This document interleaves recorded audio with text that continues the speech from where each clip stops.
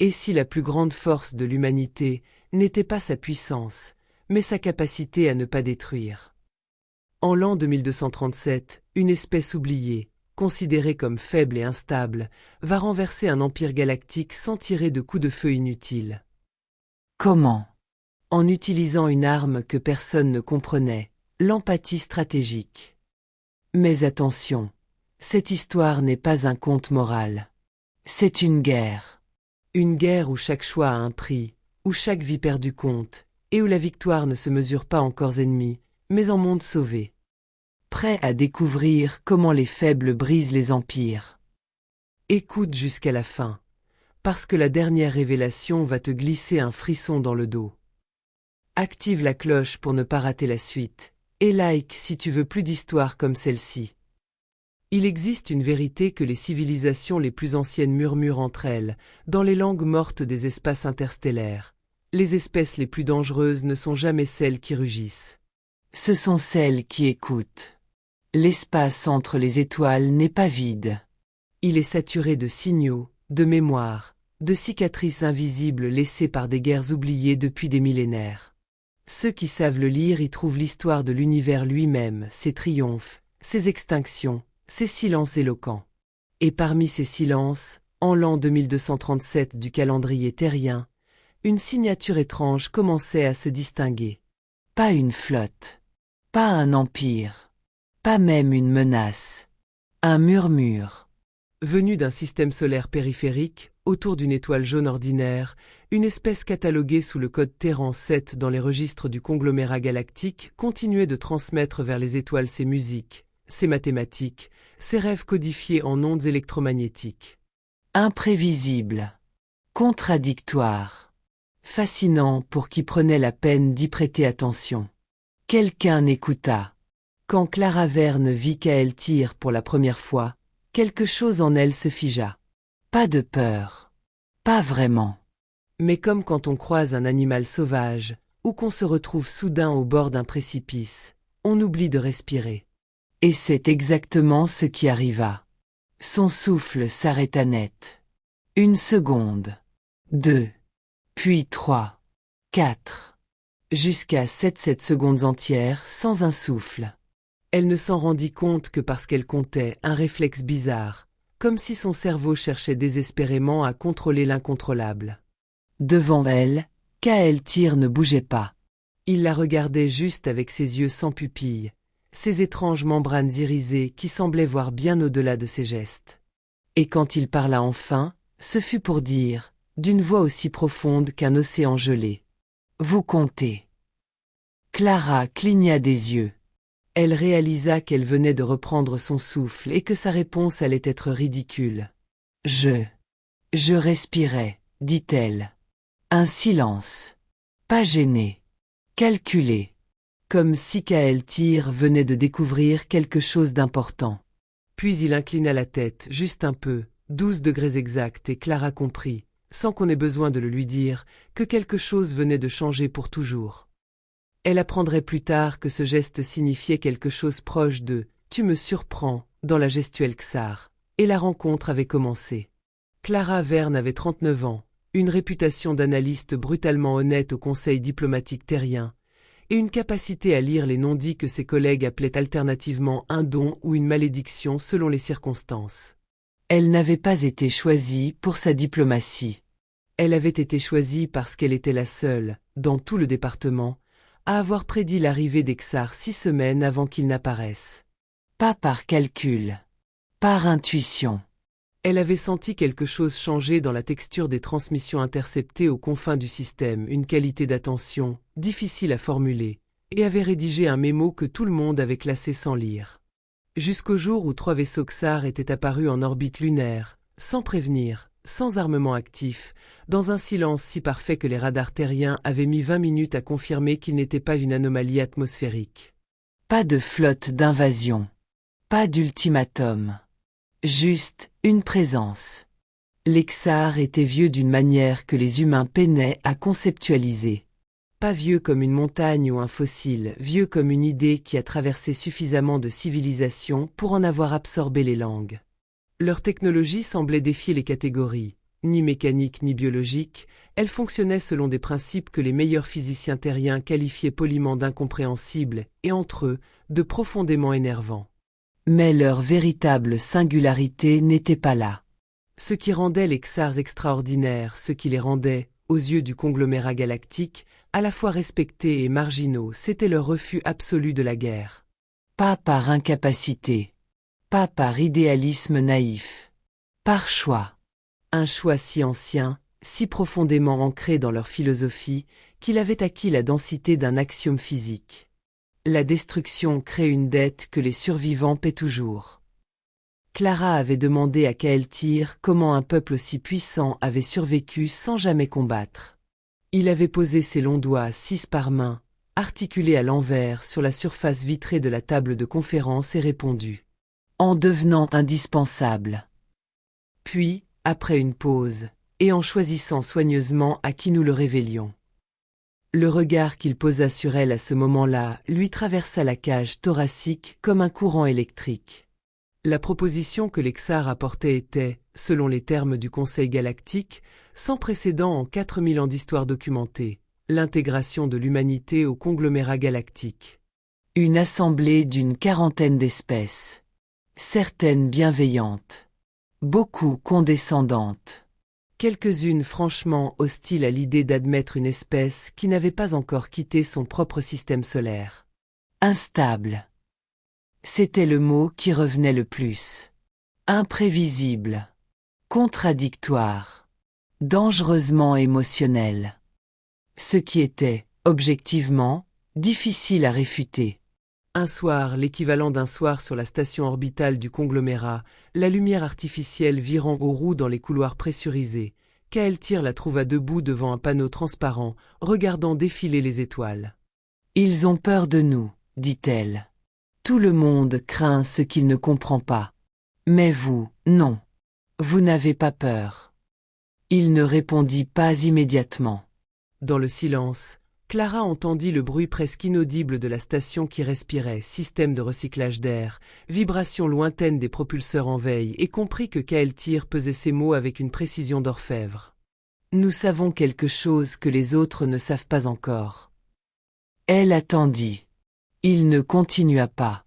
Ce qu'elle ne saurait que bien plus tard, trop tard pour changer quoi que ce soit, ou peut-être exactement au bon moment, c'est que les Xars portaient depuis des générations un secret qu'ils avaient choisi de ne jamais divulguer au conglomérat. Leurs modélisations prédictives, les plus sophistiquées que l'univers connu eût jamais produites, convergeaient toutes vers la même conclusion. Si l'humanité choisissait un jour la guerre, vraiment, totalement, existentiellement, aucune civilisation dans la galaxie ne serait en mesure de l'arrêter. Pas parce qu'elle serait la plus forte, mais parce qu'elle était la seule espèce qui apprenait en combattant. Pendant que le conglomérat débattait, les humains observaient. Silencieusement. Obsessivement. Il y avait parmi la délégation terrienne un homme que Clara remarquait sans vraiment le voir, ce qui, elle comprendrait rétrospectivement, était exactement l'effet recherché. Edan Voss était grand, effacé, avec des yeux gris qui enregistraient tout et ne révélaient rien. Son titre officiel était conseiller en sécurité stratégique, une formulation assez vague pour couvrir à peu près n'importe quoi.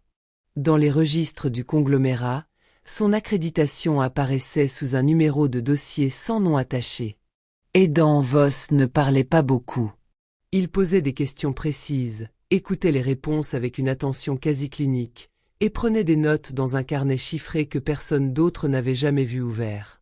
Clara l'avait surpris une nuit dans la bibliothèque de données de la station, en train de lire les archives militaires des Vortak, espèces non membres du conglomérat, cataloguées comme hautement belliqueuses, dont les flottes avaient réduit 2 systèmes à l'état de champs de débris au cours des 2 derniers siècles. « Vous préparez quelque chose » avait-elle dit. Il avait levé les yeux. L'espace d'un instant, un seul, infinitésimal, quelque chose avait traversé son regard. Pas de la surprise. Plutôt de la reconnaissance. « Je prépare des réponses » avait-il dit. Au cas où quelqu'un poserait les mauvaises questions. Elle ne lui avait pas demandé de préciser. Quelque chose dans sa voix l'en avait dissuadé. L'humanité fut admise au conglomérat à la majorité relative. 13 espèces votèrent contre. 9 s'abstinrent. Les Xars votèrent pour, seuls de leur catégorie de puissance, et cela suffit à faire pencher la balance. Dans les couloirs de la station, après l'annonce, Clara croisa Kael'thir. « Pourquoi nous ?» dit-elle. Directement, sans préambule, parce qu'elle n'en pouvait plus de tourner autour. Il la regarda longuement. « Parce que vous êtes la seule espèce que nous ayons rencontrée qui soit capable de regarder quelque chose de radicalement différent d'elle-même, et de trouver cela beau. » Clara ne sut pas quoi répondre. Elle nota l'expression dans sa mémoire comme on ramasse un objet précieux trouvé sur un chemin, sans savoir encore à quoi il servira. 60 ans passèrent. 60 ans de négociations, d'intégration progressive, de méfiance qui s'érodaient lentement comme des falaises sous la houle. L'humanité s'étendait prudemment dans les étoiles, pas par conquête, mais par curiosité incurable. Elle établissait des avant-postes, des stations d'observation, des bibliothèques orbitales. Elle absorbait tout ce qu'elle pouvait apprendre et le transformait en quelque chose d'autre, d'hybride, d'inattendu. Et pendant ce temps, aux marges du conglomérat, quelque chose se consolidait. Les Vortak avaient toujours existé comme une menace abstraite, suffisamment distante pour être ignorée par ceux qui n'habitaient pas leur voisinage. Stratèges froids, architectes d'une guerre industrielle qu'ils avaient élevée au rang d'art, ils avaient passé des décennies à cartographier les failles du conglomérat avec une patience de géomètre. Les Orates, eux, étaient différents, entités biologiques d'une plasticité terrifiante, capables de modifier leur propre physiologie en réponse aux menaces, nés pour s'adapter et survivre dans les conditions les plus hostiles. 2 espèces que tout opposait, sauf une vision commune. Leur union donna naissance à l'empereur synthétique. Ni Vortak ni Zorath, mais les deux à la fois, une intelligence hybride construite sur une architecture biologique mécanique dont la conception avait nécessité 40 ans de recherche secrète. Ils n'avaient pas de corps fixe. Ils n'avaient pas d'émotions mesurables.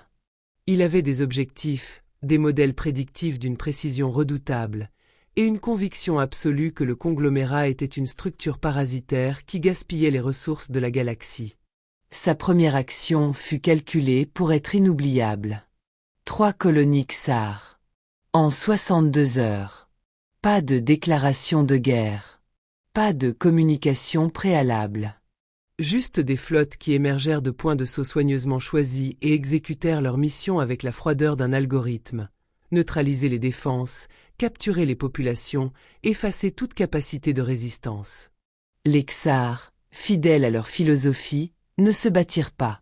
Des milliers moururent quand même, non pas dans des combats, mais dans les effondrements de structures, les ruptures de dômes pressurisés, les accidents inévitables d'une prise de contrôle conduite sans ménagement. Des milliers de morts pour des gens qui ne savaient pas se battre. Le conglomérat convoqua une session d'urgence.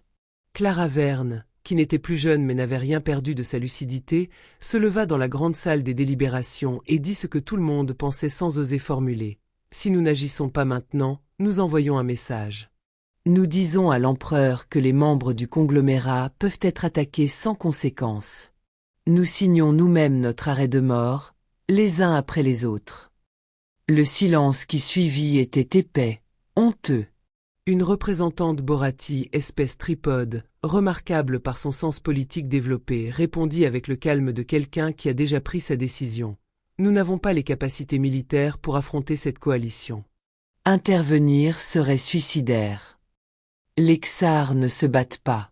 C'est connu. Alors qui le fera? Les regards convergèrent, presque malgré eux, vers la délégation terrienne. Clara chercha Kael'thir des yeux. Le mentor Xar, vieux maintenant, ses membranes oculaires plus sombres, sa voix encore plus lente, la regardait depuis son siège avec une expression qu'elle ne lui avait jamais vue. Quelque chose entre la tristesse et la certitude. Il ne dit rien. Ce silence-là était différent des autres. Il contenait quelque chose de lourd, de prémédité, d'inévitable, comme si Kael'thir avait attendu ce moment précis depuis la première conversation dans les couloirs de la station orbitale, 60 ans plus tôt. Et Danvos, assis 3 rangs derrière Clara, ferma son carnet, glissa son stylet dans sa poche, et quitta la salle sans un mot. Dans les jours qui suivirent, Les signaux de communication de Voss disparurent des registres officiels. Il n'y eut pas de déclaration de guerre. Pas de discours. Pas de drapeau déployé. Pas de rhétorique martiale que le conglomérat, dans sa culture de la délibération formelle, aurait peut-être comprise et intégrée dans ses protocoles. Juste des anomalies. D'abord mineures. Des perturbations dans les réseaux logistiques de l'empereur, des convois qui n'arrivaient pas, des dépôts de carburant qui se retrouvaient inexplicablement vides, des données de navigation corrompues dans des flottes entières de frégates Vortak.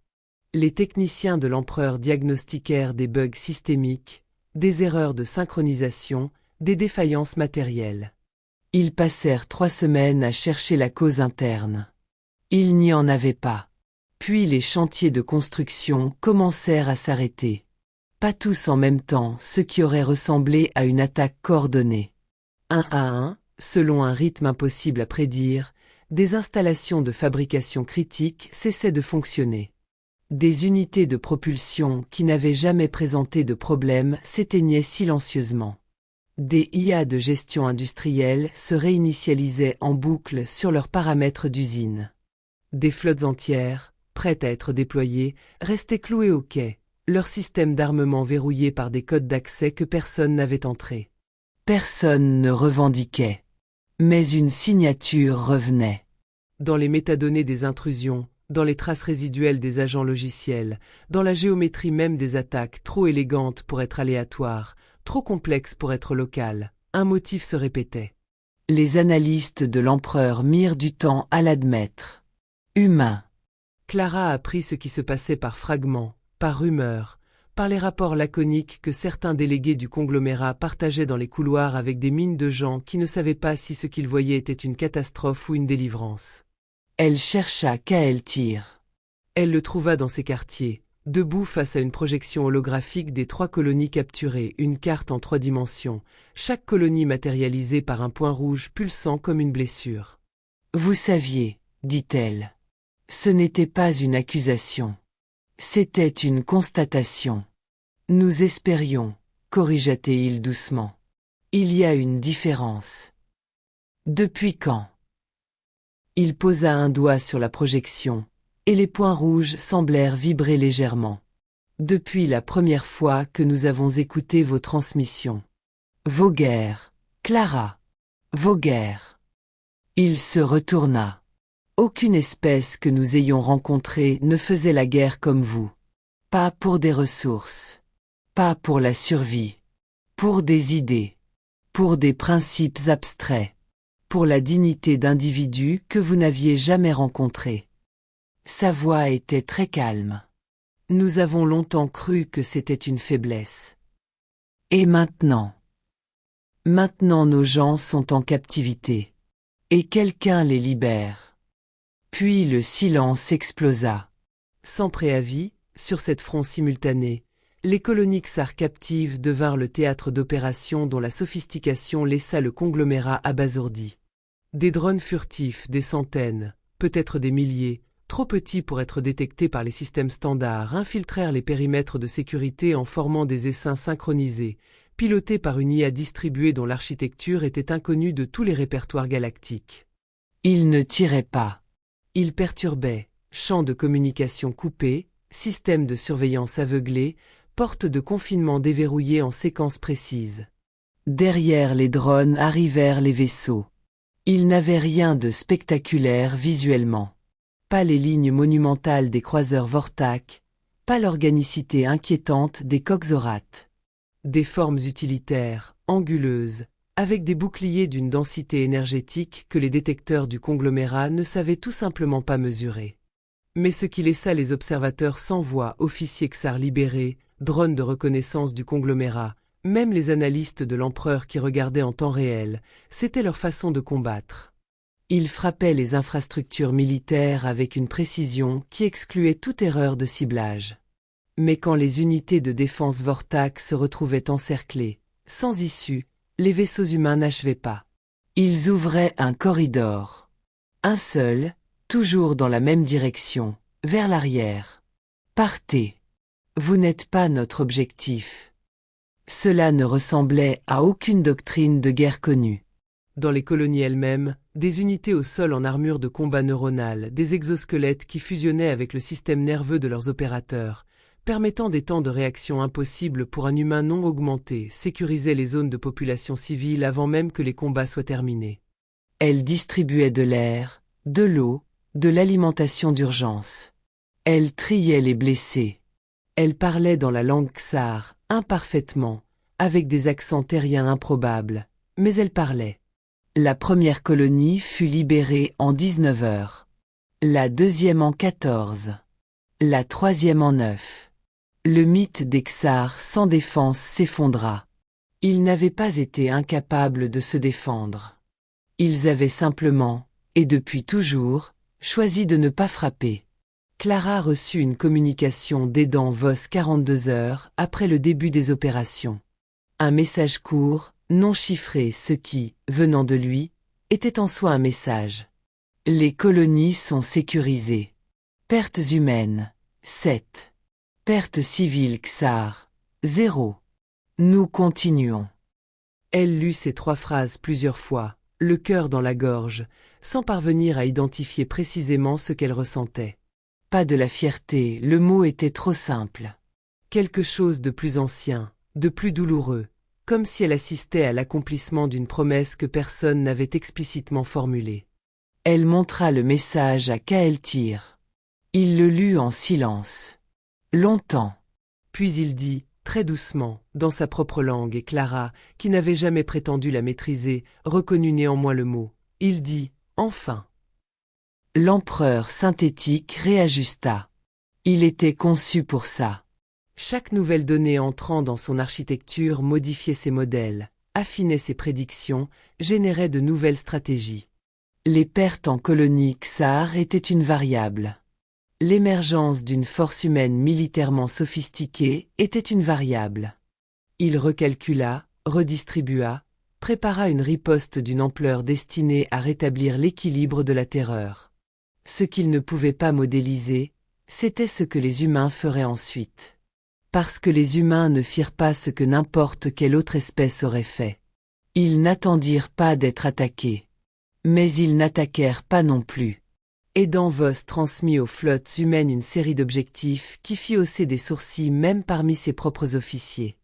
Les mondes Vortak et Zorats intérieurs, pas les colonies d'expansion, pas les avant-postes militaires, mais les systèmes cœurs, les planètes habitées depuis des générations furent approchées.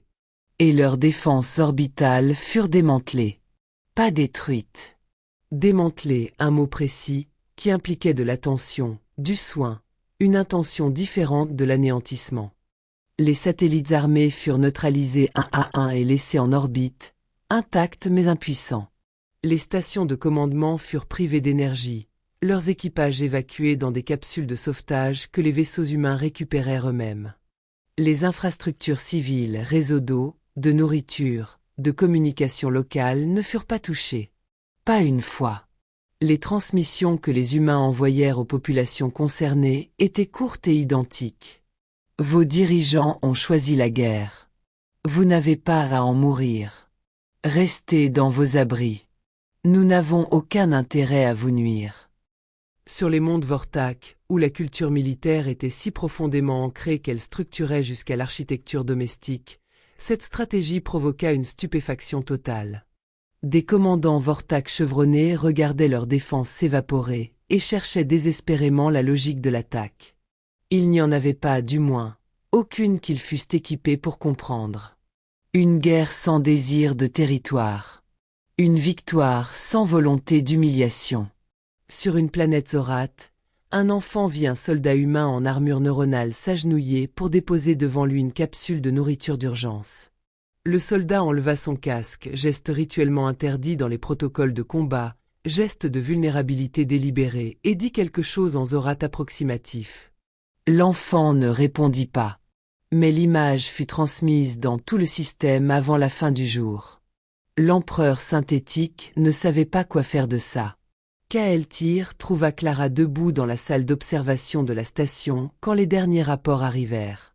Elle regardait une projection des zones de combat, des espaces qui auraient dû être rouges de destruction et qui clignotaient en un orange pâle, presque bienveillant. Comment ont-ils appris tout ça? Dit-elle sans se retourner. Les tactiques, les langues, les codes culturels de chaque espèce. Kael vint se placer à côté d'elle. 60 ans.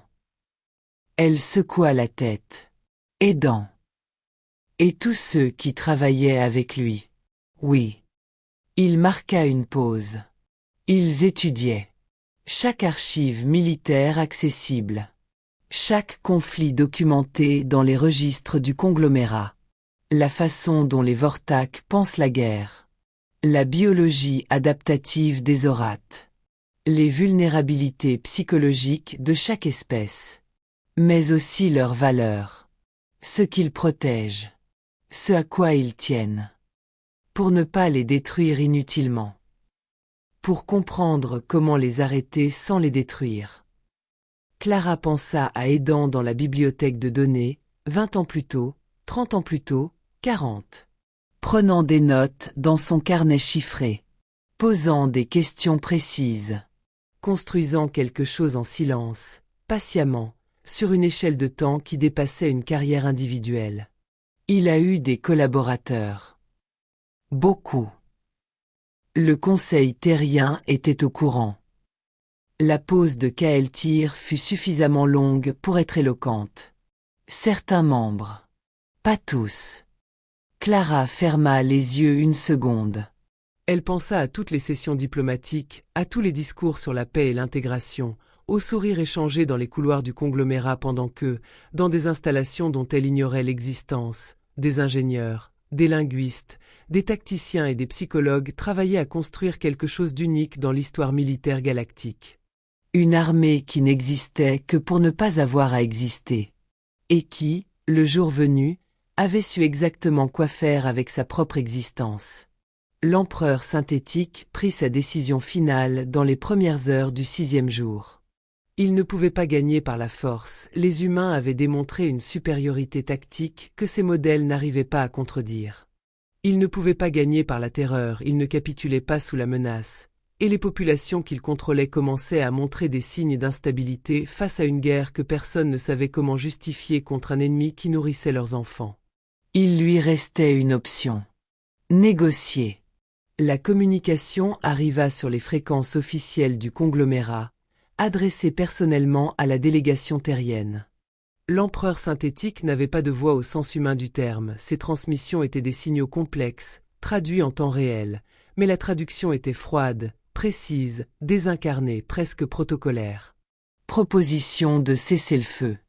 Terme à discuter. Réponse attendue dans 6 cycles orbitaux. Aidan Voss répondit en 10 minutes. Sa réponse, que Clara lut sur sa tablette dans la salle de conférence d'urgence, était la plus courte qu'elle eût jamais vue de lui. Pas de cessez-le-feu. Désarmement complet ou continuation. Vos populations civiles ne seront pas harcelées dans les 2 cas. Vous avez 3 cycles orbitaux pour décider. La salle resta silencieuse pendant un long moment. C'est un délégué Borati, la même espèce qui, 60 ans plus tôt, avait voté contre l'admission de l'humanité au conglomérat, qui dit ce que tout le monde pensait. Ils ont pris la stratégie des Vortak. L'adaptation des orates. La patience des Xars. Personne ne répondit.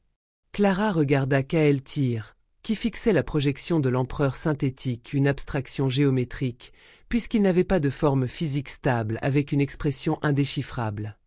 Mais ils y ont ajouté quelque chose que nous n'avions jamais vu, continua le délégué, plus doucement. Quelque chose que je ne sais pas nommer dans notre langue. Kael se détourna de la projection.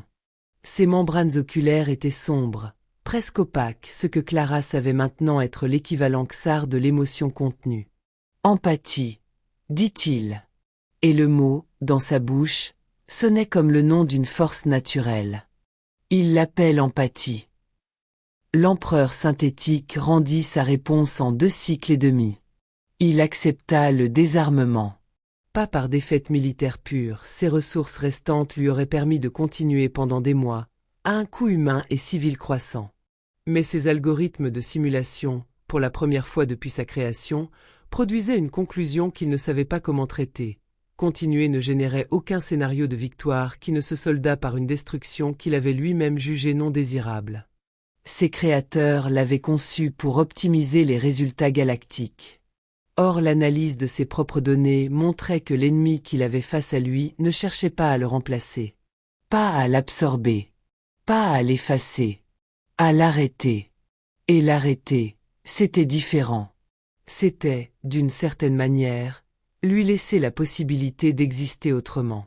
Cette variable-là n'avait jamais figuré dans ses modèles initiaux. La session du conglomérat qui suivit le désarmement de l'empereur synthétique fut, de l'aveu de tous les observateurs qui y assistèrent, la plus étrange de l'histoire de l'Assemblée. Aucune célébration. Pas de discours triomphaliste.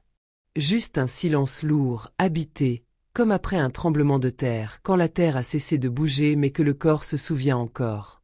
Clara prit la parole en dernier. Elle n'avait pas préparé de discours. Elle avait 79 ans, les cheveux blancs, les mains légèrement moins assurées qu'avant, et une clarté de pensée que l'âge, contrairement à ce qu'on en disait, n'avait fait qu'affûter. Il y a 60 ans, dit-elle, certains d'entre vous ont voté contre notre admission ici. Elle laissa le silence s'installer. Vous aviez peut-être raison de nous craindre. Pas pour les raisons que vous imaginiez.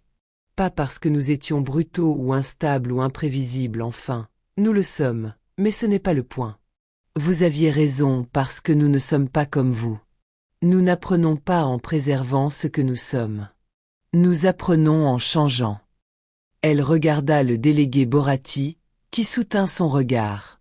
Ce que vous avez vu ces dernières semaines n'était pas une démonstration de force. C'était une démonstration de choix.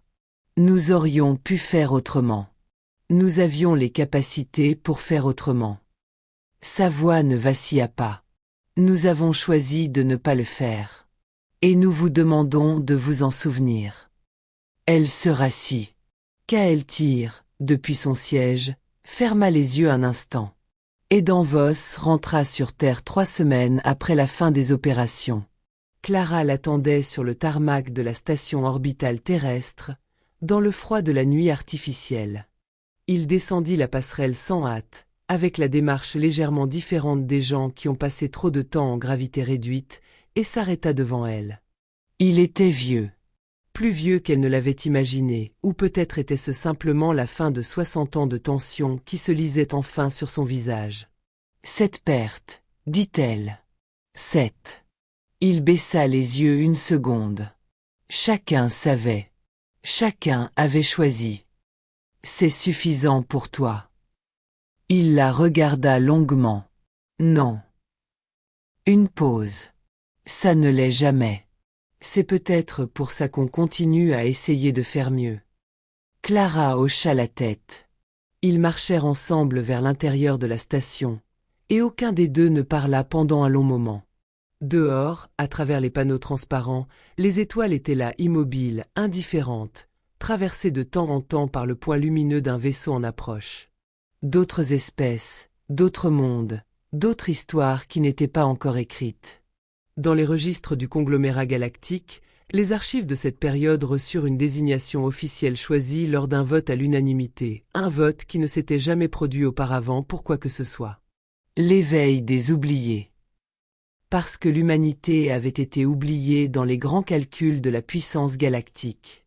Cataloguée, marginalisée, jugée trop petite pour compter. Et parce que, quand le moment était venu, elle n'était pas revenue pour revendiquer ce qu'on lui avait pris. Elle était revenue pour protéger ceux qu'on avait pris à sa place. Des années plus tard, beaucoup d'années, assez pour que Clara ne soit plus là pour l'entendre, on raconta que Kael'thir avait dit, dans une conversation privée dont il n'avait jamais confirmé l'existence.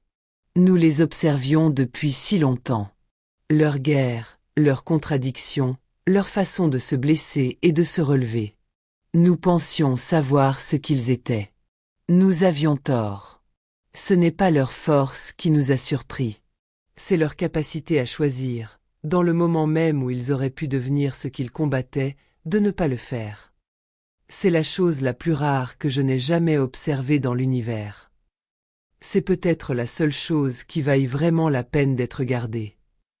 Quelque part dans le vide entre les étoiles, les signaux terriens continuaient de voyager, musique, mathématiques, rêves vers des systèmes que personne n'avait encore atteints. Imprévisible, contradictoire, fascinant pour qui prenait la peine d'y prêter attention.